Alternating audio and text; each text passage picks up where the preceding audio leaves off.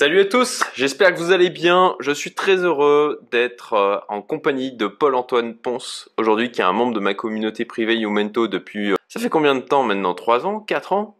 Au moins 3 Fait ans. depuis début 2021, ouais. Ouais, Mm. donc 3 ans, ça passe vite. Mhm. Et voilà, je lui ai proposé en fait d'intervenir sur ma chaîne parce que bon bah c'est le genre de profil qui a un parcours hors norme, atypique, comme il y en a quelques-uns quand même dans ma commune privée, et qui va avoir des choses particulièrement intéressantes à raconter. Du coup, eh bien sur ma chaîne, puisque Paul-Antoine a lancé un fonds d'investissement pour quelqu'un qui à la base était dans la cuisine. Mais on va y revenir. On va parler justement notamment de son parcours.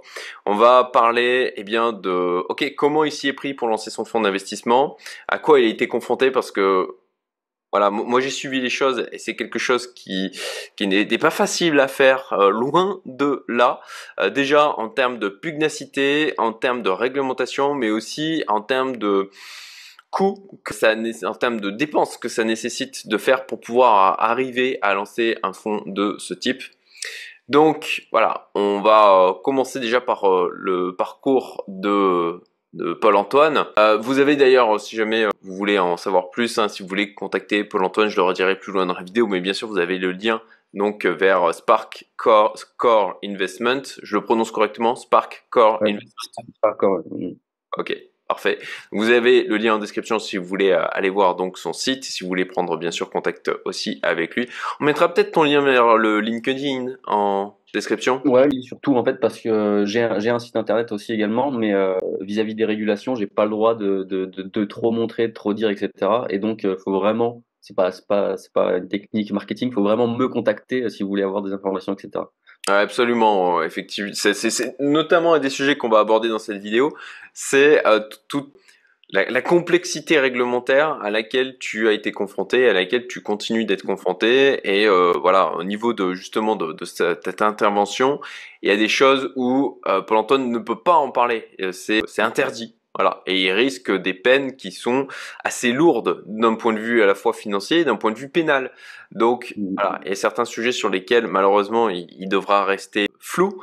Néanmoins, si vous voulez en savoir plus, vous avez la possibilité de le contacter. Donc vous avez les choses, les éléments en description. Donc déjà, Paul-Antoine, si tu peux parler de ton parcours, de qui tu es, comment tu en es arrivé jusqu'à la création de et pour faire du teasing, comment tu es passé de cuisinier ensuite à militaire, puis investisseur sans formation financière jusqu'au lancement de ce fonds d'investissement. Du coup, c'est quoi ta première question initiale qu'on se perde pas sur sur toutes les la Ton suite? parcours, de où tu viens jusqu'à, on va dire, la genèse, ta Mm. vie, ton œuvre, Mm. jusqu'au lancement Alors, de Sparkcore. moi, je viens d'une famille pas du tout entrepreneuriale ni rien. Il y a personne qui est de près ou de loin dans l'entrepreneuriat, ni d'ailleurs de poste très important dans quoi que ce soit. Pas de freelance, rien du tout. Et pas très féru d'école, je dois dire, à la base. Et du coup, j'ai commencé ma première expérience professionnelle dans la cuisine, quelque chose que j'aimais très bien. Ensuite, j'ai enchaîné dans l'armée parce que c'est quelque chose. Je voulais un peu upgrade tout le côté important et en difficulté. J'étais un peu sur un momentum en fait qui me poussait à. J'ai toujours un peu été drivé par ça et j'ai quitté l'armée pour me lancer. J'ai commencé dans l'immobilier. J'ai commencé à ouvrir ma boîte, etc. dans l'immobilier et en même temps, ça faisait déjà plusieurs années que je m'étais intéressé au marché financier, etc. Et c'est ce côté-là qui a fonctionné. C'est le côté marché financier, trading, investissement. Du coup, je me suis tout de suite tourné vers ce côté-là. Et ensuite, après, il y a des années en arrière, j'ai commencé ok, je voulais ouvrir une société dans le monde de l'investissement. Et là, j'ai tout de suite affronté, en fait, du coup, tout le monde ok, c'est pas si simple, c'est pas juste, j'ouvre une société, je propose un service, etc. Et tout ce qui touche à la finance, il y a les lois de la finance, les lois du blanchiment d'argent, etc. Et qu'en fait, ça allait pas être si simple. Et en fait, j'ai juste continué petit à petit et j'en suis arrivé à réussir à ouvrir un fonds d'investissement. Alors il y a quand même, on va venir creuser sur ton parcours parce qu'il y a quand même des éléments dans celui-ci qui viennent aussi expliquer où tu en es Mhm. arrivé aujourd'hui et aussi la pugnacité, la résilience, les efforts vraiment nécessaires pour arriver à faire ce que tu as fait du lancement du fonds, parce qu'encore une fois, je le dis, c'est vraiment pas quelque chose qui se fait d'une manière simple, surtout pour quelqu'un qui ne vient pas du tout du secteur et n'a pas tout le bagage de diplôme permettant d'avoir des green flags faciles au niveau des régulateurs. Donc déjà, ok, effectivement, pas l'élève studieux, classique que l'école peut encenser. Et en tout cas, c'est mon point de vue, mais en tout cas, pas du tout le profil du bon petit soldat ouvrier à laquelle l'école prépare d'une manière générale. Donc, tu te retrouves dans le domaine de la cuisine. Et là-dessus, bon, avec un certain succès, est-ce que tu pourrais, moi je le sais, parce que je te connais, je connais ton parcours, mais je viens souligner du coup cet aspect-là. Ce premier aspect, on va en souligner d'autres. Donc au niveau de la cuisine, tu arrives à un certain niveau aussi, qui nécessite quand même des, peut-être pas compétences, mais ouais, peut-être un talent ou une appétence à une certaine exigence personnelle. Ah oui. Mais c'était déjà un peu le cas en vérité à l'école, pour revenir un peu en arrière. Même si j'étais pas effectivement, comme tu dis, dans les clous, les professeurs, etc., voyaient que j'avais le cerveau pour faire des choses. C'était juste que l'école en elle-même ne m'intéressait pas, donc je trouvais d'autres centres d'intérêt annexes, des hobbies, des sports, plein de sortes de choses. Donc ils avaient quand même vu, et d'ailleurs c'est un peu ça qui les énervait à l'époque, c'est ils savaient que je pouvais travailler et très bien, mais je le faisais pas à l'école en fait. Et donc après en cuisine, je travaillais dans des restaurants gastronomiques et on m'a tout de suite donné des responsabilités très très très très vite. De une parce que je suis tombé dans un endroit où j'ai eu un peu de chance, où je suis tombé dans un endroit où il y avait deux personnes qui travaillaient, qui avaient travaillé que dans des 2-3 étoiles, dans des restaurants étoilés, etc. Et j'ai réussi à tomber aussi avec eux à ce timing-là, qui a été un peu une chance parce que du coup, j'ai été formé quasiment tout seul par deux personnes comme ça. Et tout de suite, j'ai eu beaucoup de responsabilités, etc. Et du coup, j'ai eu beaucoup de responsabilités assez vite. Et en fait, parce que c'est quelque chose, dès qu'un sujet m'intéresse, dès que quelque chose m'intéresse, je me donne vraiment à 10 000 % jusqu'à qu'il en débouche quelque chose et jusqu'à que j'atteigne un certain stade de maîtrise assez poussé. Et du coup, on m'a donné des responsabilités très très vite. Et c'est déjà là où je me suis affronté, je me suis confronté avec déjà où j'ai dû avoir une grosse résilience parce que c'était beaucoup d'heures de travail. Et en fait, c'est là où on va voir un fil conducteur entre cuisine, armée et finance, où en fait la cuisine déjà c'est très militaire à l'intérieur, c'est pour ça que ça s'appelle une brigade. Et en fait il y a énormément de règles, etc. Ce qui est un peu cocasse vu qu'à l'école j'aimais pas les règles, etc.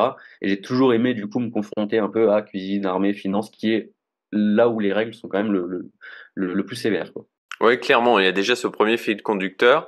Après, au niveau de la cuisine, t'étais arrivé à un certain niveau, puisque effectivement Mhm. tu travaillais, si ma mémoire est bonne, en restaurant étoilé. Mhm. Et que voilà, la cuisine, alors je suis pas cuisinier ni quoi que ce soit, mais de ce que j'en sais, c'est quand même dans ces environnements-là très exigeant. Mhm. Puisqu'il y a une pression effectivement à garder les étoiles, etc.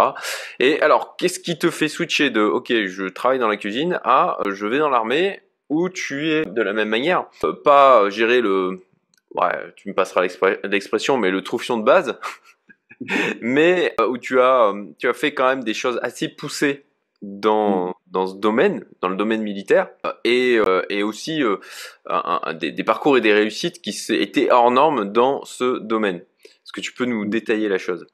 Mhm. Bah, déjà pour revenir au troufion de base, ce qui est marrant, c'est qu'en fait, quand j'ai lancé la cuisine, j'ai eu ce petit moment où tu repars de zéro, en fait. C'est-à-dire que quand je me suis lancé, où tu arrives et en fait, tu repars de zéro, où ouais, t'es le troufion de base, etc. Et d'ailleurs, même si t'avais des études, etc., là, il y a vraiment que l'expérience qui compte. Et du coup, je suis reparti de zéro et j'ai revécu ça en quittant la cuisine et en me lançant dans l'armée. Et j'ai revécu ça quand j'ai quitté l'armée pour me lancer dans la finance, l'entrepreneuriat, etc. Et du coup, pour revenir à l'armée, en fait, ça a été pareil, un peu un timing un peu particulier, dans le sens où quand j'ai fini mes études de cuisine, etc., j'ai eu un tout petit creux de 1 ou 2 mois où du coup, fin des études, je travaille déjà, etc., mais il faut que mon contrat s'arrête, machin, tout ça. Comment on fait?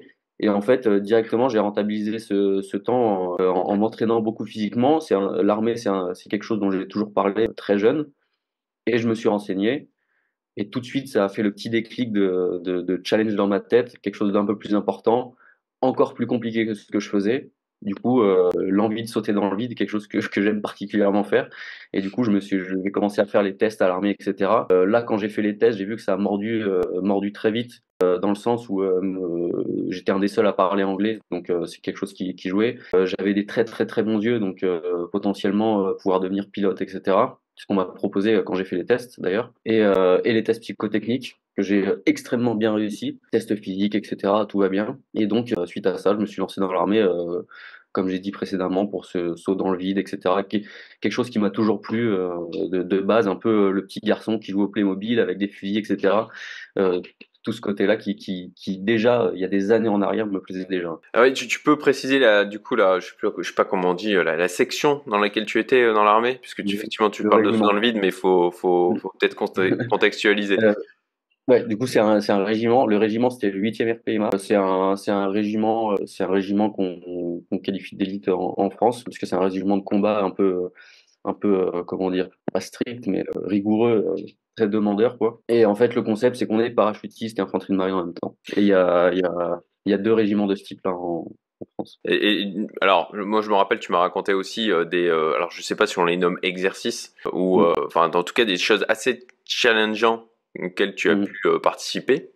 Est-ce que tu peux ça aussi l'évoquer? Parce qu'encore une fois, hein, je pense que c'est des éléments qui viennent clairement montrer le type de personnalité que tu as et ce qui t'a amené de ce parcours du gars lambda en quelque sorte à ce que tu fais aujourd'hui. En fait, déjà, il y a toute la formation initiale, où là, par contre, là, vraiment, il y a une espèce de brisure qui vient entre le civil et le militaire, où tu passes dans l'enceinte militaire, et c'est un autre monde, en fait.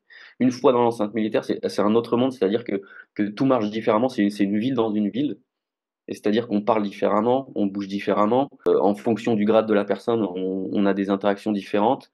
Par exemple, on marche et on chante pour aller manger ou pour se déplacer dans le régiment. Donc, rien à voir avec la vie civile. Déjà, c'est cette cassure-là. Ensuite, effectivement, il y a, comme tu as dit, les exercices. Donc, il y a des exercices où on se rapproche le plus possible du réel, où, euh, où on passe plusieurs jours sur le terrain. Et je pense que l'intitulé que tu cherchais, c'est les stages commando. C'est ça.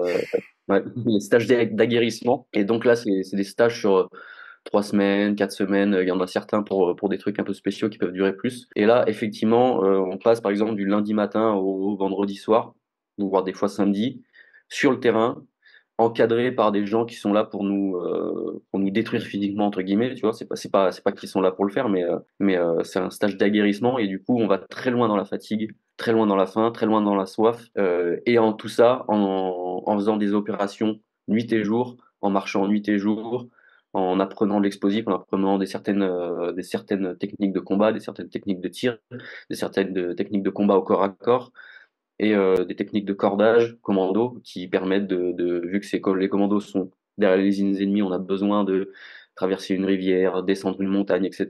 Et on fait tout ça sans quasiment dormir, sans quasiment manger, etc. Donc vous Et donc passez combien de effectivement là, temps ouais, vous passez combien de temps justement dans ces stages? Et puis enfin là aussi de mémoire, il me semble que tu as eu des résultats qui étaient plutôt très bons lors de ces stages. Donc si tu peux les évoquer et puis pour que les personnes qui nous écoutent comprennent bien en fait la difficulté de la chose, ça dure combien de temps ce stage où vous êtes sans dormir, sans manger, sans boire? ça dure un mois et des fois on peut rentrer chez nous soit le samedi, soit le samedi dimanche. Mais tu passes 2 jours à juste essayer de récupérer plutôt que vraiment autre chose. Et on passe du lundi au vendredi des fois où en 2, 3 jours on peut marcher 100, 150 km facile, sans compter tout le reste qu'on a à faire. Parce qu'entre-temps on a des cours, entre-temps on a des épreuves physiques. Donc on n'a jamais le temps de se reposer. La nuit on fait des opérations. Donc déjà pour trouver le temps de manger aussi c'est très particulier. Et la nourriture faut la porter dans son dos. Donc tout de suite, on se trimballe pas avec 8000 calories par jour et un bœuf bourguignon, etc. sur nous. Donc c'est plutôt restreint. Et on boit pas forcément beaucoup non plus. Il y a même des moments, il y a des certains moments dans les stages commando où il se passe un moment où on arrête de manger, boire sur 2 3 jours. On boit un petit peu hein, sur 2 3 jours et pour faire des simulations de survie, des simulations d'emprisonnement, etc. Et donc il peut que des fois on dorme quasiment rien pendant 2 3 jours facile. Ouais. Et là on tient que au cerveau et il faut porter son sac et Hmm. on a des certaines responsabilités et il y a des tests et il faut redonner certaines compétences qu'on vient de nous apprendre la veille, il y a 2 jours, il y a une semaine, il y a 1 heure en arrière, une technique de nœud, une technique d'explosif, une technique de tir, une technique de combat, tout ça avec son sac, s'endormir, etc. Machin, en pleine nuit, plein de choses comme ça. Ouais, une partie de plaisir, quoi. Ouais. C'est Et, bizarrement le côté que moi je préférais ok. du côté stage. Quoi. D'ailleurs, il y a le droit d'abandonner. Comment ça se passe? Il y a des gens qui laissent tomber pendant le. Il y a le droit, il y a le droit d'abandonner, c'est extrêmement mal vu d'abandonner, vu que t'es tout de suite tagué avec une étiquette faible sur ton Ouais. cerveau, quoi, en gros. Et après, il y a beaucoup de blessures, beaucoup de blessures, parce que bah, si tu t'intéresses à la longévité, au sport, etc., tu sais qu'il faut s'échauffer, boire beaucoup, machin, etc. Bon, là, tu peux tout oublier. Voilà. Il est 3 heures du matin, t'es assis à côté d'un arbre, il y a une grenade qui explose, il faut courir avec 60 kilos, sauter d'un mur, etc. Bon, voilà, forcément. Et, nous, on était 40 ou 45, il me semble, même moins que ça. Non, on était 20 ou 25, et on a fini à 10, je pense. Ah oui, quand même. Ouais, effectivement. Il y a eu quelques malades. Le fait de pas manger, des fois pas avoir boire d'eau, tu commences à boire un peu l'eau de la rivière ou des choses comme ça. Et la moitié, facilement la moitié de blessés. Tendinite, épaules disloquées, plein de trucs, plein de choses de genre. Et même ceux qui sont sortis, même moi qui est sorti, qui a fini le stage commando, j'avais la hanche déplacée, 2 tendinites à chaque bras, où des fois je pouvais même plus plier les bras, enfin, ce genre de choses. Ok. Et donc tu t'es dit, à un moment donné, bon ok, l'armée c'est bien, je me suis quand même bien poussé dans mes retranchements d'un point de vue physique et mental. Et alors d'où est arrivé l'intérêt pour la finance, pour l'investissement? Comment est venu cette espèce de d'éclairage qui est assez atypique à mon sens pour quelqu'un qui est dans cet environnement? Pareil, il y a eu un fil conducteur et en fait c'est un puzzle du début à la fin. On peut voir que c'est un peu un puzzle. Il y a déjà le fait que à l'armée tout se passait bien. Hein. Pareil, à la cuisine ça se passait bien. L'armée, j'ai fini le major de mes classes, etc. Tout se passait bien. Et moi je voulais voir plus loin en fait. J'avais même déjà rejoint ce régiment pour me dire ok plus tard je veux aller plus loin, les forces spéciales ou autres. Pour la faire courte, en gros, je pouvais pas encore quitter le régiment pour plein de raisons. Et en fait comme j'ai dit, moi, j'ai ni famille entrepreneur ni rien. Donc, depuis tout petit, j'aime pas l'école. J'aimerais faire autre chose, mais je sais pas qu'il y a autre chose qui existe. On ne sait pas ce qu'on ne sait pas. Et en vérité, là, vraiment, je suis réellement un exemple de ça parce que je suis de base pas trop dans le système. J'ai envie de faire autre chose, mais j'ai personne autour de moi qui parle d'entrepreneuriat, d'investissement ni rien. Je connais rien d'autre que la matrice, en fait. Et en fait, quand j'étais à l'armée, j'étais sur mon PC quand j'étais en mission. Je tombe par pur hasard. En fait, il y avait quelqu'un dans une autre section qui faisait déjà de la bourse. Il plaçait une partie de ce qu'il gagnait en bourse. Et il y a beaucoup de militaires aussi qui plaçaient dans l'immobilier. Donc déjà, j'avais commencé à entendre un peu ces différents facteurs-là. Et du coup, je traînais sur YouTube et je pourrais retrouver la vidéo. Je sais que ce mec-là, il fait plus des vidéos sur les cryptos, mais il fait des vidéos sur la tech. Et cette personne-là parle de Bitcoin. Et donc, Bitcoin, il parle technologie, machin, tout ça. Au début, la technologie, j'écoute, ça m'intéresse, mais en fait, je tombe vite sur le prix et je vois des mouvements de prix très extrêmes. Et je me dis, par pure spéculation, OK, il y a moyen de faire de l'argent. Et au-delà de ça, en fait, en tombant sur Bitcoin, je tombe sur le prix, je tombe sur la spéculation. Là, j'entends parler de la bourse, j'entends parler des rentiers, j'entends parler des entrepreneurs, j'entends parler des investisseurs. Et là, la porte s'ouvre. Et là, je dis peut-être que j'ai trouvé enfin la porte que je cherchais. Et là, je découvre tout ce monde d'investisseurs, d'entrepreneurs, etc. Et donc là, je passe beaucoup de temps à regarder des vidéos de YouTube. Je commence déjà à regarder des cours un peu tous les jours, alors que je comprenais rien à l'époque. Hein. Mais c'est juste, je voyais un prix qui allait en bas, qui montait en haut, donc je me disais, ok, il se passe quelque chose. Et c'est à ce moment-là que j'ai eu le déclic, ok, vraiment pragmatique, sans savoir que l'entrepreneuriat, c'est ci, c'est ça, machin, il faut passer ça, c'est dur, etc. Que l'investissement et le trading, c'est encore pire, que c'est extrêmement dur, etc. Moi, je me suis juste dit, j'ai vu la porte, j'ai dit, ok, je veux faire ça, en fait, tout simplement.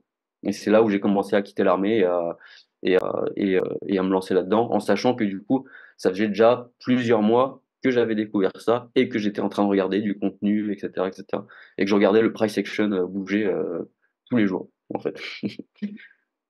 Ok, donc tu t'es dit, mais pour quelle raison tu t'es dit il faut que je me lance là-dedans? C'était bon ben concrètement l'envie de faire de l'argent, d'envie de liberté, un nouveau défi. Ben, un nouveau défi déjà, parce que sur les vidéos que je tombe directement, on entend dire que l'investissement, le trading, c'est extrêmement compliqué, que c'est 0,11% de la population qui serait trader. Donc pareil, là, ça me trigger, même concept qu'avant la cuisine et même concept qu'avant l'armée, ça me trigger le cerveau en me disant, dès qu'il y a quelque chose de challengeant, il faut que j'essaye. Et effectivement, tout ce côté liberté, même pas vraiment le côté finance, parce que en fait, je me rends compte maintenant, mais si tu vois le moi de il y a un an en arrière, 2 ans en arrière, 3 ans en arrière, j'aurais peut-être pas tenu ce discours, mais je me rends compte que l'argent n'a jamais été vraiment un immense drive pour moi, dans le sens où je suis plus touché par autre chose que vraiment directement l'argent. Mais à l'époque, effectivement, l'argent qui permet, il y avait le côté liberté, vu que j'ai vécu un peu l'école comme de la prison pour moi, vu que c'est très très carré, etc. On nous force à aller tous les jours à l'école. Pour moi, vraiment vécu ça comme de la prison. Pareil, l'armée et la cuisine, c'est très difficile, même si par contre, ce coup-ci, c'est moi qui ai fait le choix d'y aller. Et surtout parce que j'étais extrêmement fan de voitures et que je me suis dit, ah, peut-être que si je gagne beaucoup d'argent, je peux acheter beaucoup de voitures aussi. C'était un de mes premiers déclics. Ok, merci pour tous ces partages. Je pense voilà, sur la partie parcours personnel, on a suffisamment de matière pour que les gens puissent contextualiser. D'ailleurs, on avait fait un truc quand j'étais en Estonie, c'était il y a un an. D'ailleurs, où du coup je t'avais vu avec notamment aussi Hugo H, avec Rémi de Truchy de Varennes de la chaîne Parlons Long Terme. Enfin là, on s'était regroupé entre membres de la communauté. Et on avait fait on était allé faire dans une espèce de sous-sol du tir à armes réel, qui était un moment très sympathique où j'ai eu l'occasion de tirer avec un fusil à pompe et on a pu voir Paul-Antoine en action. Si tu m'y autorises, on en reparlera à la fin de la vidéo, mais je mettrai en introduction quand je t'ai filmé en train de tirer la mitraillette. Ouais. Ah, c'est juste que YouTube risque de pas être méga content, quoi. Ah, je pense qu'il faut que je désactive, il faut que je dise bien que c'est une vidéo pour les adultes. Voilà, je pense Ouais. qu'il va falloir que je sélectionne ce genre d'option. Mais je verrai ça, mais je pense que ça peut faire une introduction assez drôle. Donc voilà, le parcours synthétisé, ultra synthétisé, hein, sincèrement, de Paul-Antoine. Et donc tu arrives, investissement, donc les cryptos, forcément, puisque c'était un timing, c'était à quelle époque? Donc c'est ton arrivée où tu commences à t'intéresser au marché crypto. Quand je tombe dessus à l'armée, c'était en 2017, début 2017. Donc un beau timing, effectivement, Mm. pour commencer à s'y intéresser. Tu as commencé à investir du coup dedans, J'ai passé beaucoup de temps, d'ailleurs, je pense que c'est pour ça que j'ai pas fait beaucoup d'erreurs ou pas de grosses erreurs, on va dire. J'ai réussi à arriver assez déjà sage sur le marché, ce qui est plutôt un miracle, parce que j'ai passé énormément de temps juste devant les écrans avant de faire quoi que ce soit. Donc d'accord. j'ai Ouais. plutôt investi, j'ai commencé à trader, mais bon, pareil, hein, trading à l'époque, j'appelle ça du trading, mais à l'époque, bon, avec le niveau de compétence, c'est difficile d'appeler aujourd'hui ça du trading. Même si j'avais une stratégie, du price action, etc., que j'avais détecté des corrélations, bon, c'est un peu plus complexe que ça. Et j'ai commencé vraiment à être actif en 2018, je pense. Ok, donc ça fait Et aujourd'hui en 2024 6 années d'expérience dans ce marché, ce qui est long pour un marché qui a quoi le ouais, Bitcoin, ça a 12 ou 13 ans, un truc comme ça, de 2008, 2009, je crois, 2009. 2009, ouais, c'est ça. Un peu plus maintenant, on en arrive à 15 ans. Le temps passe vite. Donc, ok, tu commences à investir dessus et je pense que je peux l'évoquer, mais du coup 2020-2021, lors du dernier bull run, si tant est que du coup, a priori, on est de nouveau en bull run aujourd'hui. On va voir ce que vont donner les mois à venir. Il y a beaucoup de conjectures sur ce sujet, mais voilà, 2020-2021 pour toi des résultats qui sont life changer Mm. et te permettent de faire pas mal de choses, notamment t'expatrier en Estonie, là où tu finis par te dire après Bullrun, bon bah tu as du temps, tu as de l'argent, tu te demandes ok ben voilà j'ai réussi le Bullrun crypto 2020-2021, j'ai fait beaucoup d'argent. Et au final, tu dis, bah allez, je vais me lancer un nouveau challenge qui n'est pas des moindres, à savoir créer un fonds d'investissement. Ce qui Bah, maintenant est fait aujourd'hui. Bravo pour ça. Donc, tu as voilà, investi pas mal d'argent justement dans la création de ce fonds. Alors, pourquoi t'expatrier en Estonie? Et pourquoi, du coup, avoir choisi sauf erreur, voilà, de ce que j'en sais, c'est lié, quoi, mais justement, ça va permettre de l'évoquer. Pourquoi t'expatrier en Estonie et pourquoi choisir l'Estonie pour lancer ce fonds? Mhm. Bah, pour revenir un peu en arrière, déjà, j'ai pas eu l'idée de créer le fonds après le bull run. J'ai eu l'idée déjà 2018-2019, on va dire plutôt 2019 pour être large, où j'avais déjà l'idée.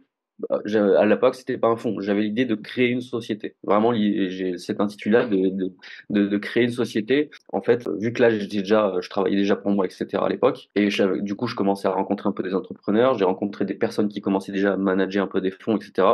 Et je me suis dit, ok, moi, tout naïvement, je me suis dit attends, mais moi, j'ai une compétence, je vais proposer ça, je vais juste proposer un produit, un truc, les gens m'envoient de l'argent et je le gère pour eux.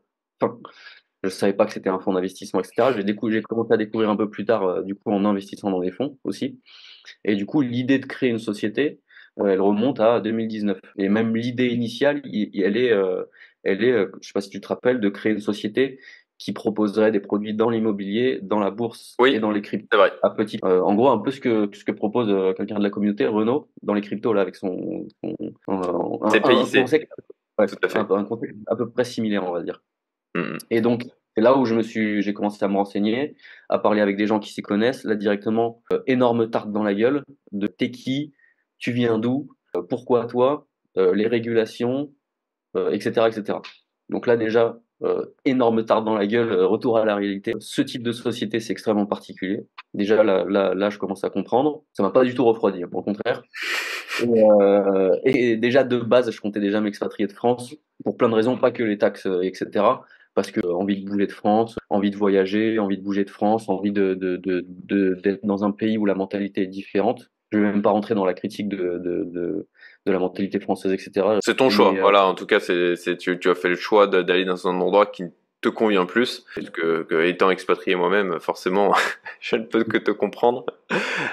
Et d'ailleurs, soit dit en passant, les gens qui s'expatrient uniquement pour la fiscalité, j'en connais pas. Voilà, c'est tous, ça va au-delà de ça, quoi. C'est un projet de vie, oui, voilà, c'est beaucoup plus profond oui, que parce ça. qu'en vérité, la France est pas si mal pour la fiscalité. Dès que t'as vraiment un capital assez efficient, il y a plein d'outils où C'est vrai. il y a des moyens de du coup faire grossir ton capital. Tu vas quand même payer des impôts, mais beaucoup emprunter dans l'immobilier ou faire ce genre de choses pour rentabiliser le côté fiscal. Donc Ouais. en vérité, c'est C'est pas si- C'est d'ailleurs celui qui deux personnes qui en parlent très bien et qui sont dans la communauté, c'est Hugo et Fouad via leur Oui, podcast 10 millions. D'ailleurs que j'en profite pour les évoquer, leur faire un petit peu de pub parce que c'est largement mérité et ils ont un contenu qui est hors du commun dans tout ce qui est créateur de contenu autour de la thématique immobilière. Bon voilà pour la petite parenthèse et effectivement eux ils parlent justement des possibilités d'enrichissement qu'il y a en étant en France. Après, c'est une histoire de. Moi, j'étais plus prêt à payer ce coût-là de ce que j'appelle l'insécurité fiscale et administrative, parce que le coût aussi de ces optimisations, totalement légales, je le précise pour tous les rageux, c'est forcément des efforts, de la recherche, de bien s'entourer, de payer des conseils, de créer des structures, et donc ça, c'est aussi de la charge mentale, de l'énergie, de la complexité. Et bon, voilà, pour ma part, je n'étais pas prêt à payer ce prix-là. Donc, ok, l'envie de créer un projet entrepreneurial, ça c'est assez clair. Et tu découvres effectivement ce domaine de l'investissement, de proposer des services en fin de compte d'investissement auprès des particuliers notamment. Et bon bah là, effectivement, tu te confrontes à quelque chose qui est ultra réglementé, où si tu n'as pas les bons diplômes, clairement tout de suite on te regarde en disant mais enfin qu'est-ce que tu viens faire là, toi, t'as pas ta place, etc. Donc là, Non, une friction énorme à l'entrée, une grosse barrière que tu dois passer. Néanmoins, toi, tu te dis, ok, c'est challengeant en fait, ça va être hyper dur et c'est drôle. Donc, faut pas me demander un défi parce que j'ai envie de le relever directement. Et donc, tu arrives en Estonie, là tu commences à creuser le sujet. Alors, pourquoi l'Estonie au niveau du lancement de ce fonds? Alors, pourquoi l'Estonie? Bah déjà parce que en contactant l'AMF, je me suis rendu compte qu'en France, ça allait être hyper compliqué pour moi, étant donné en fait que en vérité, c'est même pas une critique, et c'est même d'ailleurs un compliment envers les autorités européennes, qui est que si t'as pas de background en termes d'études et ou même de travail en sortant d'une banque, d'un fonds, etc. Et même avec ça, des fois, c'est pas sûr. Et ben, il te juge non apte à la finance, non apte à la l'AML, non apte à gérer des fonds. Et en réalité, ça empêche beaucoup de scams, etc. Ça empêche beaucoup de charlatans, tout ça. Et ils ont pas si tort que ça, parce que c'est vrai que de base, effectivement, si tu viens pas de là, comment tu passes de boulanger à trader, c'est compliqué, tu vois.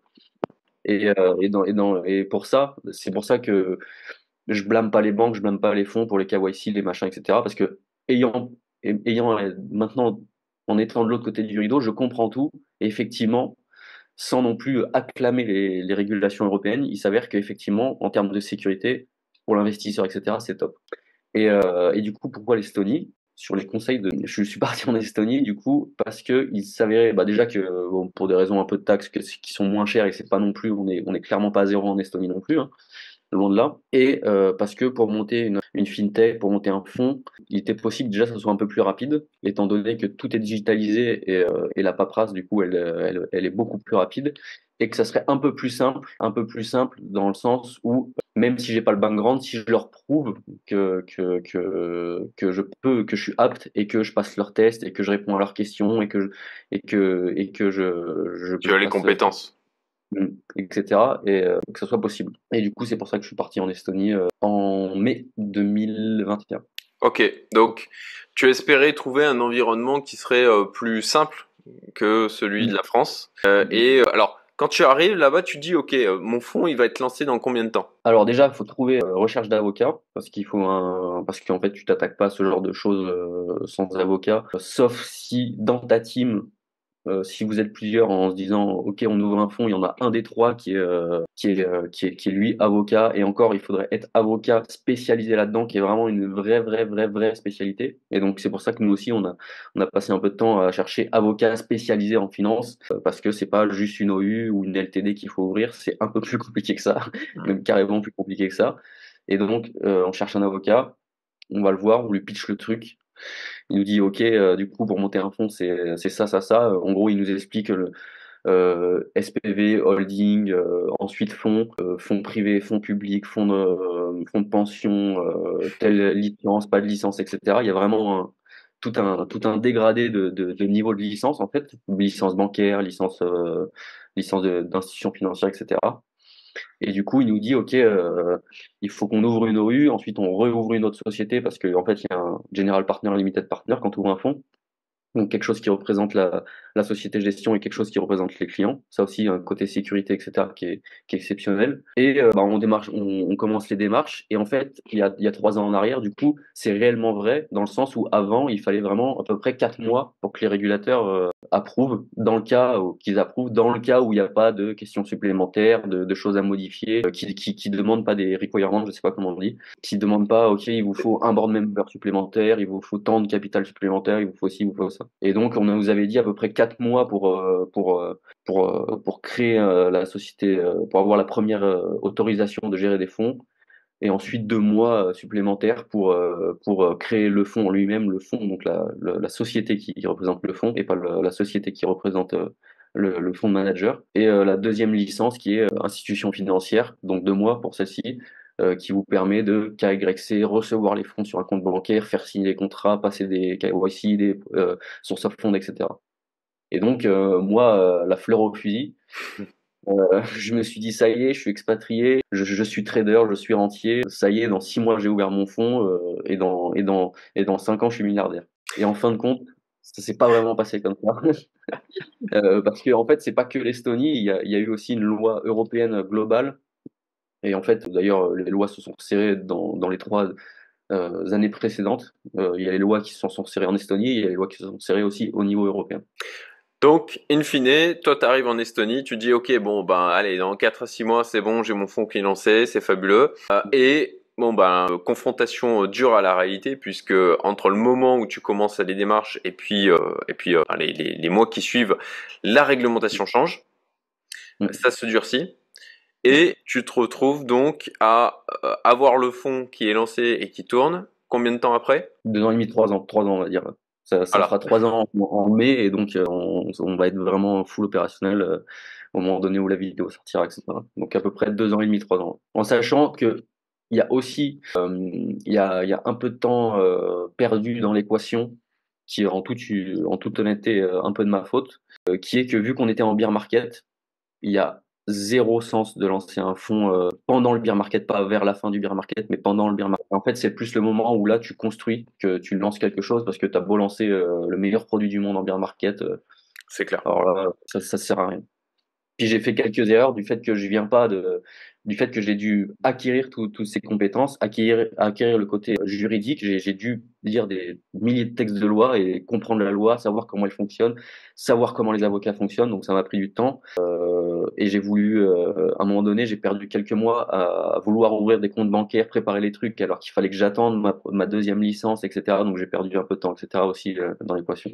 Ok. Mais en général, on va dire que si vous passez par Luxembourg ou Suisse, il se pourrait que ça soit plus rapide, quoi. Et pareil, il y a le fait que je suis étranger, qui a beaucoup joué, mais genre, à mon avis, beaucoup joué dans l'équation, étant donné Dans que le les mauvais étrangers, sens, tu veux dire.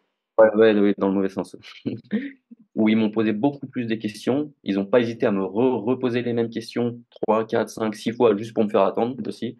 Et dans le sens où, vu que je suis étranger, ce qui est un signe de sécurité en soi. Donc c'est pas réellement une critique, dans le sens où ils se sont dit, OK, il y a un étranger qui veut ouvrir une institution financière dans notre pays, il faut qu'on fasse une due diligence beaucoup plus poussée sur lui, quoi. Ce qui est compréhensible, quand même.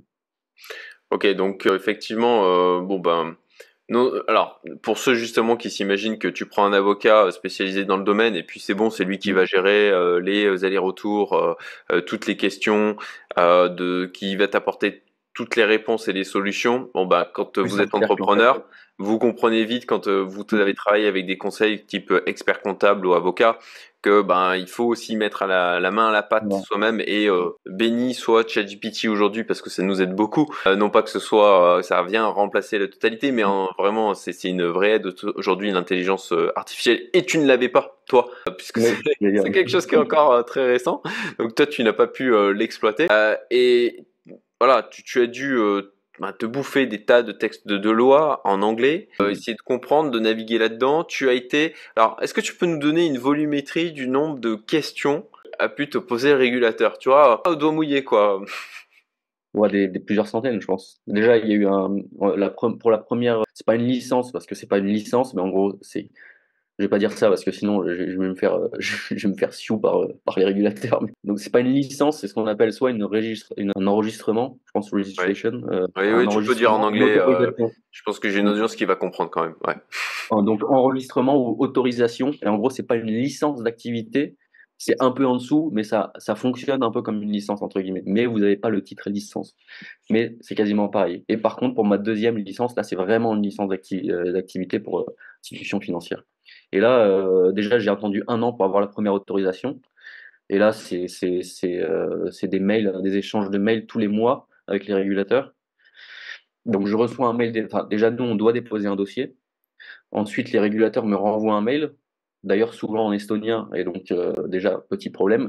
En plus de ça, c'est pas un mail avec écrit bonjour Paul-Antoine, nous souhaiterons machin, quel âge avez-vous, où vous vivez. Non, non, c'est texte de loi tiré machin quelque chose, écrit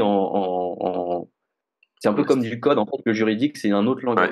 Ah ouais, ouais, c'est clair. Ouais, ouais. Ils écrivent Ouais. pas comme quand on discute avec nous. C'est C'est c'est ça, un peu plus formel, un peu plus exotique. Et donc, du coup, là, bah, je me heurte aux premières choses qui est que je viens pas du juridique. Et donc, du coup, il me parle en chinois, quoi. Bon, après, j'ai des neurones qui se connectent, donc je comprends un peu. Et c'est là où je me dis, OK, il va falloir que j'acquière cette compétence-là de juridique financière, d'ailleurs, en fait, d'AML, etc., où il faut que je comprenne quand il me parle. Parce que certes, l'avocat, il est là, et il fait un peu intermédiaire, mais comme tu as dit, quand tu es entrepreneur, tu es dans la boucle en fait. Et quand un dev te parle, il faut que tu comprennes ce que fait un dev. Tout à fait. Quand un juriste, quand un comptable, quand un avocat il te parle, il faut que tu comprennes un minimum, déjà pour pas te faire enculer, pardonnez-moi du terme, mais pour être sûr de ce que tu payes, ce que tu comprends, etc. Et te sécuriser toi-même, parce que même si tu as un Mm. avocat, ils sont quand même pas vraiment dans ton équipe non plus, quoi. Ouais, enfin, il faut rappeler que souvent les conseils ils sont là, ils vendent des honoraires. Donc voilà, avec non pas que je leur prête une intention malhonnête, hein, c'est pas ça, c'est juste la nature humaine, Mhm. l'incentive qui est associé, consciemment ou inconsciemment, voilà, on peut dire que ça joue. Donc, ok, donc des centaines de questions dans un jargon juridique, en estonien, Mhm. avec ben, des textes de loi estoniens qui sont cités. La nécessité pour toi ben, de creuser tout ça, de leur répondre. Tu as eu aussi, moi je me rappelle, tu me racontais les convocations que tu pouvais recevoir, qui sont en mode à tel jour, telle heure, vous êtes là. Mhm. Et juste ferme ta gueule, tu viens, c'est tout quoi. Et il y a marqué en plus sur la fin du mail, attention, si vous ne venez pas, si vous n'avez pas pas une bonne excuse, mais un justificatif de pourquoi vous pouvez pas venir, ciao la licence, ciao l'application, quoi. Ouais, Et ça, c'est ça, ça un rigole pas. appel à comparaître. Voilà, c'est ça. Ouais. C'est un appel à comparaître. Donc tout de suite, tout de suite exotique. Mais effectivement, ouais, des centaines de mails et autant des mails de type très juridique et aussi un côté finance. Donc bon, du coup, ça c'est le côté que je maîtrisais, mais un côté finance pour en fait, les régulateurs sont pas sont pas les méchants. Ils font juste leur travail de régulateur. C'est-à-dire que en fait, quand tu veux avoir un PSAN, d'ailleurs, c'est pour ça que toute, toute la communauté crypto s'énerve, mais le PSAN, en fait, ça va être comme une fintech, comme un fonds d'investissement, ça va être à peu près les mêmes requirements, en fait. Et pareil, c'est pour des questions de sécurité. En fait, tout ce que les régulateurs veulent savoir, c'est ton business plan, en fait. Ils veulent savoir qu'est-ce que tu vas trader, sur quel marché, et quels sont tes clients. Et après, tout le côté KYC, anti-money laundering, etc. Mais en fait, ils sont pas du tout là, c'est pas les méchants, quoi. Loin de là. Et moi, pour les avoir rencontrés aussi physiquement plusieurs fois, et pour avoir rencontré des représentants, des députés, des board members, etc., de différentes autorités régulatoires, ils sont pas du tout, c'est pas les méchants, ils sont pas énervés ou ils veulent taper sur des gens à longueur de journée. Ils font Ils font juste leur leur travail, travail. en fait. Mm. Effectivement. Donc, ok, beaucoup de travail, beaucoup de patience, beaucoup de montée en compétence sur plein de sujets que tu ne maîtrisais absolument pas, et beaucoup de dépenses aussi. Je ne sais pas si tu peux parler des coûts, des Mhm. dépenses que tu as dû occasionner de ton côté pour là aujourd'hui avoir, on peut le dire, là aujourd'hui tu as ta licence. Mhm. Sur les deux, Voilà, entre ouais, guillemets. c'est ça. Et est-ce que tu peux nous parler de ça? Mm. Déjà, pour revenir rapidement sur l'appel à comparaître, en fait, les régulateurs, en plus de m'avoir posé beaucoup de questions, je suis allé dans leur bureau et ils m'ont fait passer un test, porte fermée, avec des badges, scan digital, scan rétinien, etc. Conversation enregistrée, plus 20 papiers à signer avant la conversation, et avec deux personnes des régulateurs pour te poser des questions, en fait, un peu piège, entre guillemets, pour savoir est-ce que t'es apte à diriger une institution financière et à combattre le blanchiment d'argent, le financement de terroristes, etc. D'accord, il y a aussi un test de compétences. Ouais, Ok. Donc, avant de délivrer ta licence. non, non, c'est hyper intéressant. Je pense que c'est un Même, contenu assez rare là quand on est en train de produire ensemble. Merci pour ça. Ok. Donc, déjà trouver le bon avocat. Ensuite, se former sur tout le jargon juridique de la finance, ce qui est encore une sous-composante particulière. Les centaines d'allers-retours par mail avec le régulateur. Quoi, combien de rencontres physiques? avec l'avocat, pas mal, et encore ça va parce que c'est digital, donc on a fait beaucoup de calls surtout. Mhm. Même actuellement, j'ai encore des calls un peu avec eux. Et avec les régulateurs, une seule, l'appel à comparaître, une seule Ok, truc physique. Bon, par ok. contre, il y a des centaines de mails, donc ils sont pas, on s'est vu qu'une fois, mais par contre, Hmm. ils savent tout, hein. Nom, prénom, adresse, date de naissance, livret de famille, ils ont absolument tout. Ils ont mes anciens diplômes de toutes les écoles et tout ce que j'ai fait avant. Ils ont absolument tout. D'accord. Donc Et, l'appel à comparaître, c'était aussi le test de compétences. ouais, À cette occasion-là, c'était d'accord. Ok. et du coup, pour revenir Les coûts. sur les dépenses, ouais, sur les coûts, ça dépend de toutes les juridictions. C'est-à-dire que Luxembourg, Suisse, France, il y a tout qui peut être, bon, Panama encore plus exotique, etc. On peut rentrer dans des trucs différents. Mais en Estonie, c'est pas si cher que ça. Enfin, pas si cher que ça. C'est pas si cher que ça pour un fonds. Mais déjà, faut que tu payes des fees state, donc directement au régulateur vis-à-vis de l'État. Mais en tout, je pense que ça m'a coûté 200 000, je pense. Ok, donc les fees state, ça c'est que tu dois payer le régulateur pour que juste il s'occupe de ton Ouais, dossier. pour apply un dossier. Ok, Et en fait, ce qui coûte cher, c'est l'avocat. oui.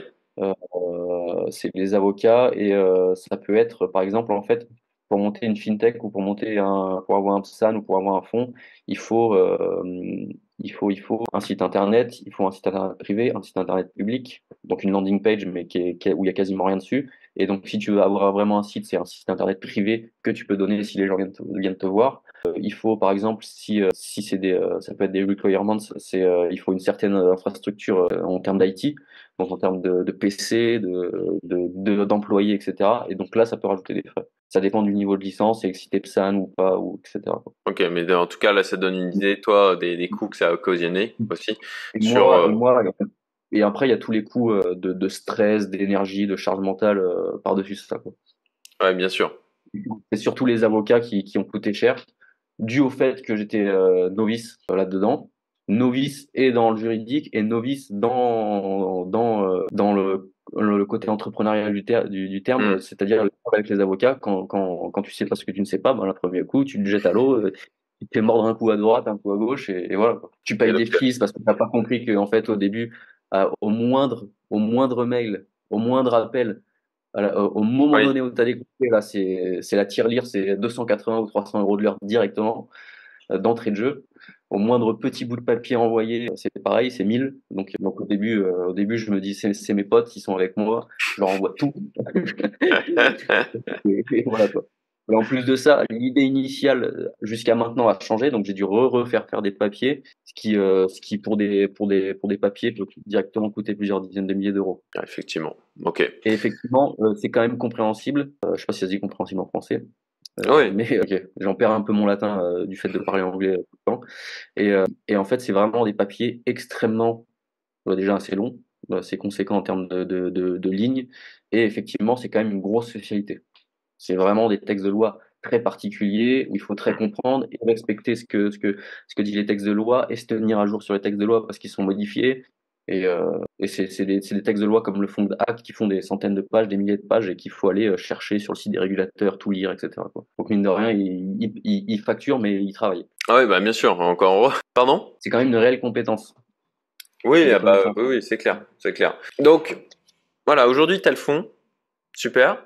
Qu'est-ce que tu as le droit de proposer? Qu'est-ce que tu as le droit de nous dire de ce que tu proposes aussi? Puisque Euh, on est limité d'un point de vue, t'es limité en termes de paroles, en termes de choses que tu peux dévoiler comme ça là, même sur une vidéo YouTube, sur une chaîne qui a une petite audience comme la mienne.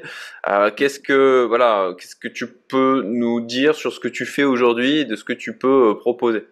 Fonds d'investissement qui opère en crypto. On peut recevoir en fiat ou en crypto pour investir au passage. Et la team, c'est du coup moi que vous avez pu découvrir dans cette vidéo, et également Alexandre Vinal de CoinTips/DSM et son associé Olivier aussi qui est associé avec lui dans DSM. Donc du coup 3 personnes qui ont une expérience en crypto depuis quand même pas mal de temps, qui remontent jusqu'à 2014 pour eux par exemple.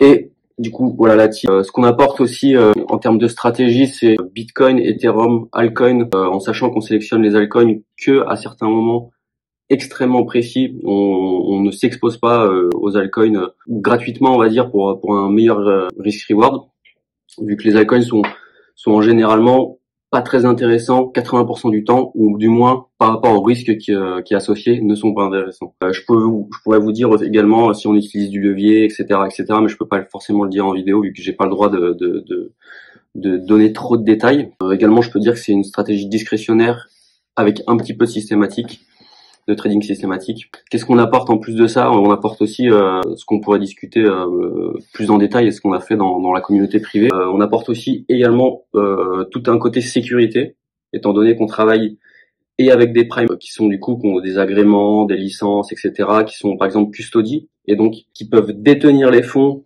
et sécuriser les fonds et même avoir des assurances de fonds. C'est-à-dire qu'on peut s'il y a un hack, etc.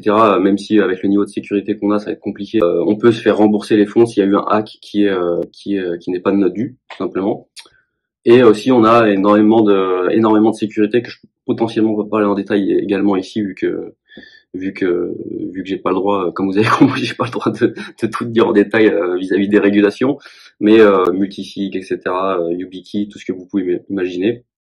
En termes de perf, pareil, je peux pas trop en dire vu que là je peux vraiment pas trop en dire car c'est vraiment un côté investissement privé et donc je peux pas dire ok on a fait tant de perf. Tout ce que je peux vous dire c'est qu'on surperf le Bitcoin au moins en termes de drawdown, etc. En fait, on va le surperformer. Voilà, je vais pas vous vendre du rêve, on va pas le surperformer en 2 jours, en 3 mois, etc. On va le surperformer sur un cycle entier où on va prendre beaucoup, mais alors beaucoup moins de drawdown que les actifs qu'on trade. Et donc, bon déjà, pas de drawdown exotique. Et ça fait que quand on va re-rentrer dans le marché, même si on arrive à capturer que 50% de la performance du Bitcoin, on va quand même le surperformer dû au fait qu'on s'est pas pris des drawdowns complètement dégénérés. On peut aussi faire de l'apportage d'affaires. C'est quelque chose qu'on nous demande assez souvent, vu qu'il y a toujours des réseaux d'investisseurs, des gens qui peuvent connaître un investisseur, une institution, etc. Donc c'est quelque chose qu'on peut également apporter. Vous voulez en savoir plus? Bah, pas le choix. Contactez du coup Paul-Antoine. Vous avez quand même un niveau de sécurité par rapport aux fonds que vous allez investir sur le fait qu'ils vont être détournés, etc. Enfin voilà, c'est plutôt, on peut dire, ultra. Bien sûr, c'est pas la sécurité aussi de la performance associée. Ça, c'est intrinsèque à l'investissement et que forcément, il y a toujours des risques pour un potentiel rendement sur le produit. Mais en tout cas, sur la bonne gestion et sur la protection des fonds, ça, on peut dire que c'est plutôt extrêmement rigoureux, extrêmement carré à partir du moment où vous accédez à un produit comme ça. En fait, le fait que j'ai des licences, etc. Par exemple, le compte de l'investisseur et le compte du manager, donc le gestionnaire de fonds, sont des comptes séparés. Il y a plein de textes de loi qui nous forcent à ne pas ségréguer les fonds, etc. Ce qui empêche tout scam, ce qui empêche que moi je peux mourir, je peux être malade, je peux tomber dans le coma, la société gérante peut faire faillite, l'investisseur ne paiera pas de sa poche. L'investisseur peut retrouver son argent en un claquement de doigts et c'est pas lui qui va payer les frais c'est pas lui qui va payer l'électricité du fonds, c'est pas lui qui va payer l'eau, etc., quoi. Vraiment, deux sociétés à part et quand vous entrez dans un fonds, vous êtes limited partner avec un contrat. Bon, il y a déjà tous les fonds d'actes, toutes les régulations européennes et du pays qui vous protègent.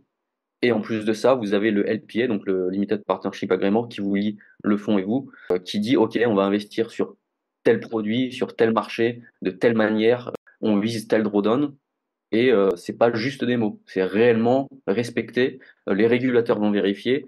Et en cas, si le fonds manager arrive à ne pas respecter, déjà, il faut réussir à ne pas les respecter, ne pas respecter ces règles, il est tout de suite, il peut tout de suite être poursuivi en justice, etc., etc. Donc c'est pas en termes de sécurité, effectivement, je suis d'accord que c'est extrêmement chiant, les KYC, les sources of fondées, etc. Moi personnellement, si ça me dérangerait pas de faire investir quelqu'un, si je pouvais me passer de tout ça, je m'en passerais. Mais effectivement, d'un point de vue sécurité, c'est top. C'est-à-dire que quand vous venez poser 100 000 euros dans un fonds, en fait, vous n'êtes pas juste, vous payez pas juste pour un service de trading ou d'investissement sur tel ou tel marché. Vous venez investir dans aussi l'équipe qui gère. Ok, est-ce que ça fait longtemps qu'ils sont sur le marché, est-ce qu'ils sont pas là, et toute la sécurité qui va avec. Vous placez 100 000 euros. Ces 100 000 euros sont pas peut-être que on peut me les voler, peut-être que non. On n'est pas, on est en Europe, il y a des régulations, c'est une institution financière, etc. Ces fonds, s'il y a marqué les frais sont de temps, ils sont de temps et ça va pas bouger de 0,1% près. Et vous pouvez retrouver vos fonds à n'importe quel moment, etc., etc. Et d'ailleurs, sauf erreur, il me semble qu'aujourd'hui l'Estonie est devenue du coup une des places de régulation les plus exigeantes d'Europe et aussi les plus avancées d'un point de vue aussi sur le domaine de la crypto, quoi. Bah, étant donné qu'en plus tout est digital, c'est un peu un CBDC. En gros, le fait que tout soit digital, en fait, tout est facilement traquable. C'est-à-dire que moi, j'ai un numéro d'ID qui m'est relié à moi, et tu peux, le gouvernement a accès à tout, a accès à ma santé, à ceci, est-ce que j'ai un crédit, est-ce que j'ai pas payé ça, est-ce que j'ai déjà fait un excès de vitesse, etc. Et donc, vu que tout est digital, pour aller blanchir de l'argent ou faire des trucs bizarres, ça va être dur.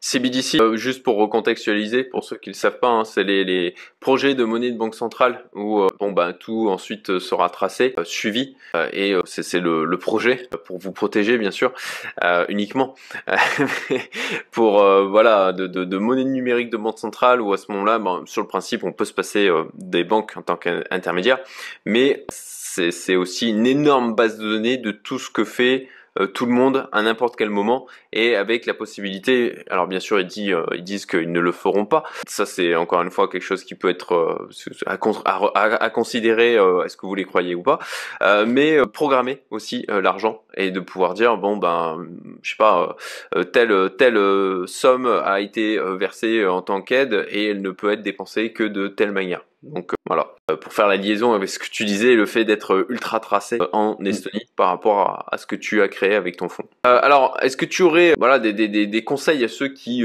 souhaiteraient comme ça lancer un produit d'investissement via un fonds, des choses où aujourd'hui, si tu avais à le refaire, tu irais beaucoup plus vite par rapport à ton toi d'il y a 3 ans? Alors moi déjà, je voulais monter tout seul. Donc, grossière erreur, dans le sens où, bah, déjà, vis-à-vis des lois, c'est pas possible. Il faut, par exemple, minimum 2 founders, 2-3 board members, en gros. Et du coup, il faut créer l'équipe, il faut quelqu'un, par exemple, spécialisé dans les lois juridiques. Il faut quelqu'un qui est entrepreneur. En fait, ça demande, du coup, beaucoup de compétences. Il y a le côté entrepreneurial, il y a le côté juridique, et il y a le côté aussi, du coup, financier pur du terme de gérer les fonds, être trader, être investisseur, etc. Parce que c'est quand même le concept à la base. Et donc, du coup, s'entourer d'une équipe peut être compliqué, et se renseigner sur les juridictions différentes, européennes et hors Europe, si vous voulez, hein. Il y a pas de discrimination, même si effectivement l'Europe est plus sécurisée, les États-Unis sont plus sécurisés, etc. Vous renseignez du coup sur les coûts, les frais. Si vous avez des gens en contact qui du coup sont déjà passés par là, ils vont vous dire ok, l'avocat il vous dit 50, mais vous pouvez rajouter un zéro derrière, etc. Ça va prendre pas ce temps-là, mais plutôt ce temps-là, etc. En fonction de ce que vous voulez faire également. Est-ce que vous voulez être un VC? Est-ce que vous voulez être un private equity? Est-ce que vous voulez faire de l'immobilier? Est-ce que vous voulez faire comme un hedge fund? Il y a aussi d'autres choses à explorer. Vous pouvez monter des SPV, etc. avant de monter un fonds. C'est quelque chose. C'est des outils qui le permettent de faire ça. Et ensuite, ouais, avoir conseil avec quelqu'un qui l'a déjà fait, ça pourrait être pas mal. Et toi, justement, par rapport à, tu vois, tout ce sur quoi tu as dû te former, donc la finance, notamment, en premier lieu, justement sur ta montée en compétence sur l'investissement, la finance, le trading, comment tu t'es formé, toi? Bon, je reviens sur ce point-là un peu plus en amont de ton parcours, mais qui me semble quand même hyper intéressant pour ceux qui souhaiteraient aussi monter en compétence sur la thématique. Bah moi, comme je t'ai dit à la base, c'est que au début, j'ai passé pas mal de mois à juste regarder le price action, etc. Et en fait, j'avais détecté des corrélations. En gros, si j'avais déjà détecté un peu qu'il y avait des supports, des résistances, des trucs assez simples comme ça, des excès à la hausse ou à la baisse. Et à l'époque, je connaissais pas tous les termes, je connaissais pas tout ce qui pouvait exister, mais j'avais détecté ces patterns. J'avais détecté des patterns que quand un tel actif montait, il y avait 9 chances sur 10 que l'autre derrière monte, etc. Des patterns très typiques. En fait, je tradais déjà des patterns, mais à l'époque, je savais pas que ça existait. Et pas mal de vidéos YouTube. À la base, à l'époque, il y avait pas beaucoup de monde, donc ça fait qu'il y avait quand même à peu près que la genèse des gens, et c'était assez pertinent. Quelques livres, et en fait, je suis tombé au début quand j'ai commencé, je suis tombé comme je t'avais expliqué déjà avec des gestionnaires de fonds, etc. Qui étaient déjà en activité, et particulièrement des gens qui faisaient déjà ça dans la crypto, etc. Et surtout qu'à l'époque, en plus, il y avait très peu de régulation, donc tous ces trucs d'API, etc. Moi, j'ai découvert déjà en 2019. J'étais déjà en contact avec des gens qui faisaient ça, en fait. Alors je contextualise effectivement de ce qu'évoque Paul-Antoine. C'est des supports d'investissement dont j'ai pu parler sur ma chaîne, dont j'ai été moi-même utilisateur, on va dire. et Paul-Antoine aussi. Je pense notamment, alors je réfléchis, oui, je peux les évoquer en l'occurrence, il n'y a pas de secret. Surtout que j'en ai parlé sur ma chaîne, comme Invao, comme Napoléon Crypto.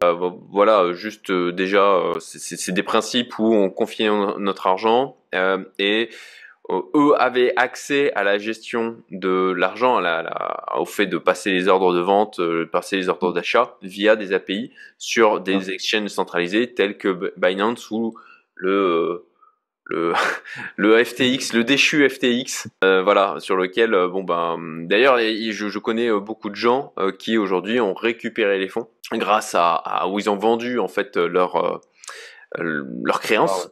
Voilà. Alors bien sûr avec une décote, hein, mais bon, bah, de récupérer 75 à 85% de ces fonds là maintenant plutôt que d'attendre l'éventuel remboursement avec bon bah tous les aléas qui sont associés, c'est pas déconnant à mon sens comme move. Mais bon voilà, c'était sur la petite parenthèse. Effectivement, fonds d'investissement crypto tels que ceux dont j'avais pu faire le suivi et dont a été aussi client Paul-Antoine. Et donc toi, ça t'a permis notamment de monter en compétence en voyant comment ils fonctionnent, comment ils se sont organisés, les documents juridiques qu'ils ont pu te réclamer, et aussi étaient soumis à gérer la limite pour investir.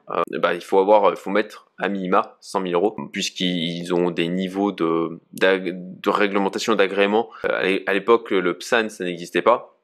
Donc c'était assez simple, il fallait mettre 100 000 euros et à ce moment-là, on est considéré comme investisseur. Comment c'est le terme déjà rappelle-moi. Donc investisseur professionnel. Voilà, investisseur professionnel. Et on pouvait accéder à ce type de produit. Ok, donc tu es allé trouver des personnes qui faisaient des choses qui étaient similaires et bien sûr tu as appris à leur contact. C'est d'ailleurs un des trucs que je prône moi activement et c'est la raison pour laquelle j'ai créé ma communauté privée, c'est que l'entourage. Voilà. Si on veut aller quelque part, de s'entourer à minima de personnes qui vont dans la même direction ou qui y sont déjà parvenus, c'est un très bon moyen d'accélérer. Donc voilà, pour la finance, je dirais comme beaucoup de gens, y a pas de, tu fais pas d'études associées, tu prends des vidéos, tu montes en compétences et puis tu expérimentes par toi-même. Comme tu l'as dit très justement, pendant très longtemps, tu as regarder des graphiques, étudier la manière dont ça fonctionnait et tu t'es fait ta propre expérience, je dirais d'une manière vierge de tout aussi pensée, enfin de toute idée reçue. Ce qui est aussi à la fois un avantage parce que comme ça t'évite d'avoir des pensées limitantes et puis un inconvénient dans le sens où tu dois réinventer la roue en quelque sorte en partant sur ce principe-là. Et donc là aujourd'hui on l'a évoqué toute la montée en compétence sur la partie finance, des années d'expérience aussi, il y a rien qui remplace le fait d'être sur le marché. Donc aujourd'hui ça fait depuis sauf erreur, on l'a dit tout à l'heure, depuis 6 ans, notamment en démarrant sur le marché crypto, mais tu t'es aussi t'es allé sur d'autres classes d'actifs, comme tu l'as évoqué, notamment la bourse. Et puis t'as mis des tickets sur une bonne partie des deals private equity qui ont pu être présentés aussi dans la communauté. Là, la prochaine étape, du coup, pour toi, avec Sparkcore Investment, quel est le prochain? Est-ce que tu t'es déjà mis un prochain challenge ou là tu vas te laisser un peu souffler quand même? Quelles sont les prochaines étapes, là, tes objectifs à court moyen terme? Déjà, lancer le fond entre guillemets, etc.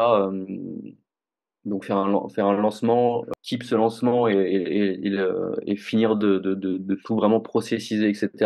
Même si en fait le fait d'avoir attendu autant de temps, du coup ça m'a permis de vraiment tout mettre en place. Ok, quel broker on va utiliser, etc. Là pareil, j'ai plein d'insights dont je pourrais parler. Le fait qu'on utilise des prime brokers, etc. par exemple, donc qui apporte beaucoup de sécurité, etc. On peut même se faire préfondre, on a même des assurances sur les fonds, etc., qui sont custodies, etc., pour tous ceux qui comprennent ces termes-là. Donc pareil, là on pourrait rentrer dans ces détails, mais peut-être pas dans cette vidéo, etc. Et il y a le fait que je pourrais ouvrir d'autres fonds sur lesquels je suis déjà en train de creuser. En fait, vu que j'ai la société gérante, je peux techniquement ouvrir 120 fonds en dessous, quoi. D'accord. C'est-à-dire que toi, Cédric, si tu souhaites ouvrir un fonds, etc., tu as cette compétence, mais du coup, tu n'as pas les licences, tu n'as pas les machins, tu n'as pas l'AML, tout ça, etc. Et vu qu'en fait, tu n'as pas été adoubé par les régulateurs, littéralement, on peut s'associer et on crée un fonds ensemble. Alors là vous allez avoir un élément en direct dans le sens où effectivement j'avais même pas pensé à ça, mais voilà, pour l'instant je n'ai pas, on n'est pas parti, on n'est pas encore sorti, on n'a pas fait de publicité, je dirais en dehors de ma communauté privée Youmento, mais j'ai lancé un nouveau business qui s'appelle Investorix, qui permet d'accéder à des startups du Y Combinator, et on a en projet, on réfléchit effectivement au lancement d'un fonds associé, et donc voilà, vous allez voir le le pouvoir du réseau en temps réel, parce qu'effectivement, j'avais absolument pas pensé, et ça me paraît comme une évidence maintenant, d'échanger avec toi sur ce sujet, puisque, ben, voilà, on vient de l'évoquer, lancer un fonds, c'est quelque chose de compliqué, et de potentiellement s'associer avec quelqu'un qui a déjà la structure, ben, ça peut faire gagner énormément de temps. Donc, voilà, on aura l'occasion, il faut que j'en parle à mes associés, c'est pas une décision que je peux prendre tout seul de mon côté, mais on aura certainement l'occasion d'en discuter, Paul-Antoine. Bon, désolé pour cette parenthèse, mais je trouve ça marrant dans cet exercice où on enregistre et quand on publiera sur YouTube prochainement, bah, de montrer voilà comment les choses parfois se passent, et juste une petite discussion, juste un échange parfois permet de créer comme ça des effets papillons sur des parcours et des entreprises.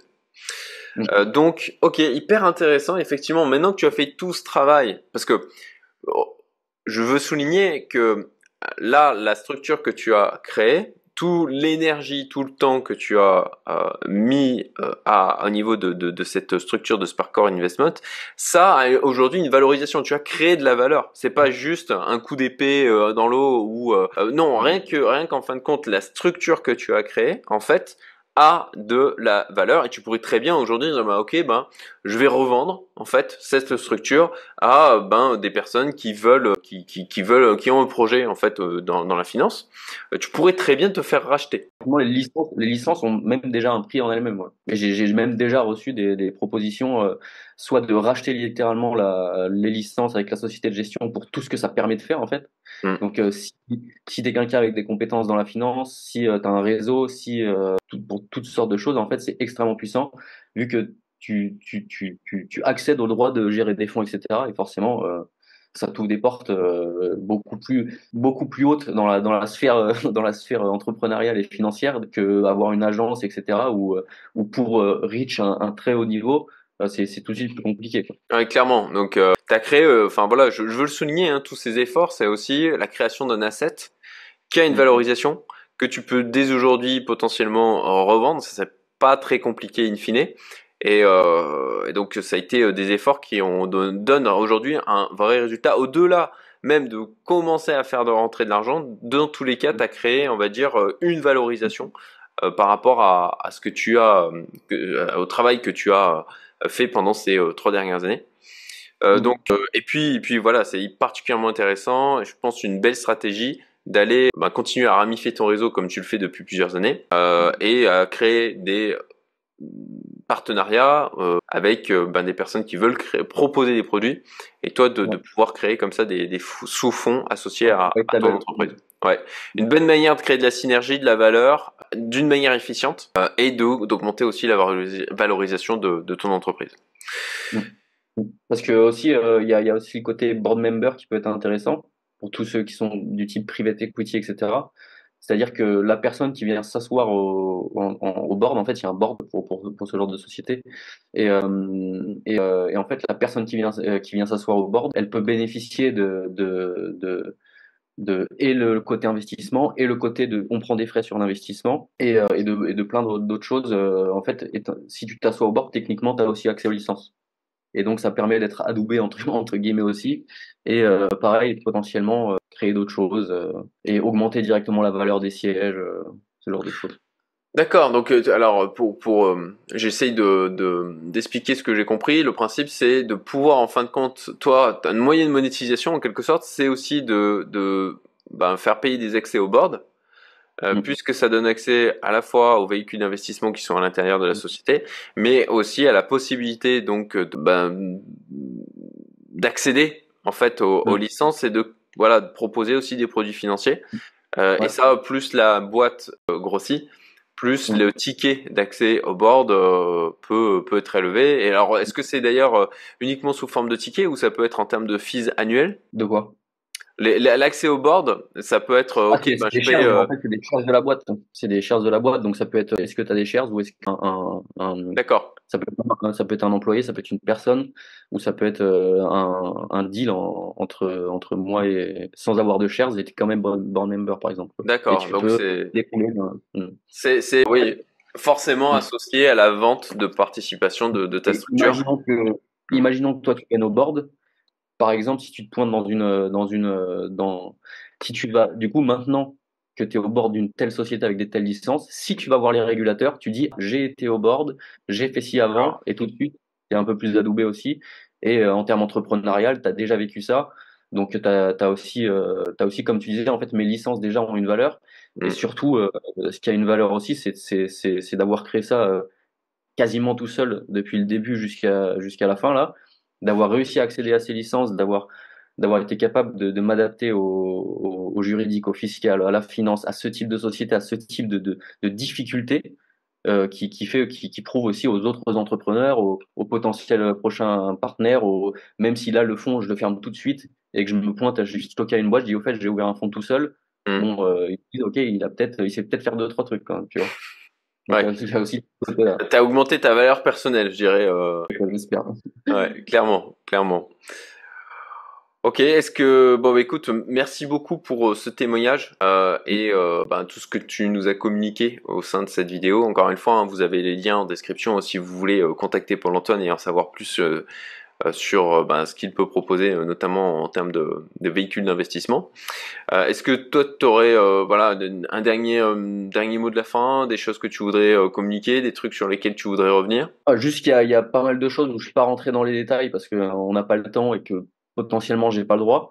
Hmm. Mais je pourrais rentrer dans les détails, tout le côté finance institutionnel du coup, où j'ai découvert l'envers du décor et j'ai extrêmement de choses que je pourrais dire, de détails, de termes, pour les investisseurs, les traders qui pourraient être intéressants, et même du côté entrepreneurial et humain. Du côté entrepreneurial, cette difficulté-là, et du côté humain, du coup, qui en découle et de mon parcours et de ça, avec qui je serais ravi d'échanger, mais potentiellement on peut pas cette vidéo, mais voilà, ceux qui veulent me contacter, ou si toi tu voudrais qu'on refasse une vidéo, etc., ça sera avec plaisir. Ok, ok, bah faudra voir effectivement qu'est-ce que tu as le droit de dire. Peut-être une vidéo plus intimiste avec uniquement les membres de la communauté Youmento et de Fast Track Investor.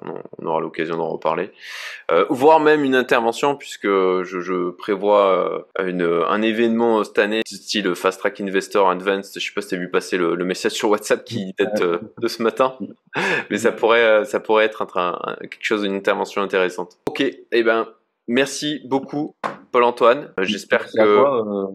Au mot de la fin d'ailleurs, merci à toi de ta patience, étant donné qu'on s'est connus en début de 2021 et que ça a pris autant de temps, et d'avoir attendu pour faire ce call, etc., d'avoir suivi l'histoire. Merci beaucoup. ouais, puisque voilà, juste pour vous le dire, cette vidéo, à vrai dire, on en a fait une première version qu'on n'a pas pu du coup diffuser parce que il y avait des choses dedans où t'étais pas certain de ce que tu pouvais dire. Donc on s'est dit, ok, ben on va la refaire, c'est pas grave. Comme tu attendais des validations, etc., c'est depuis septembre, donc 2023. Qu'on échange et qu'on on repousse jusqu'à aujourd'hui où enfin j'espère que celle-là on pourra la sortir en l'état. Et donc voilà, merci avec plaisir pour la patience. Je pense que c'était justifié clairement. Et puis voilà, si vous voulez découvrir d'autres vidéos dans le même genre avec des parcours on va dire atypiques, il y a Elliot qui est intervenu sur ma chaîne il y a pas longtemps et que d'ailleurs tu connais bien vu que bah, il est en Estonie lui aussi et que c'était toi Je le qui connais. aviez d'ailleurs parlé de Youmento. Je te remercie. Je le connais depuis 2019, donc il a suivi mon histoire et j'ai suivi la sienne. Exactement. Donc voilà, je vous mettrai le lien là sur la vidéo. Et puis j'avais fait une vidéo aussi avec Nicolas Chiron en décembre là 2023 sur l'investissement dans l'énergie. Donc sur 2024, je suis assez content de cette vidéo et du contenu qui est associé. Voilà, donc je vous redirige vers ces contenus si vous avez aimé cette intervention. Et puis bon bah écoute Paul-Antoine, nous on se dit à très bientôt. Et puis à vous tous, je vous souhaite une excellente journée. À très vite pour une nouvelle vidéo. Salut à tous!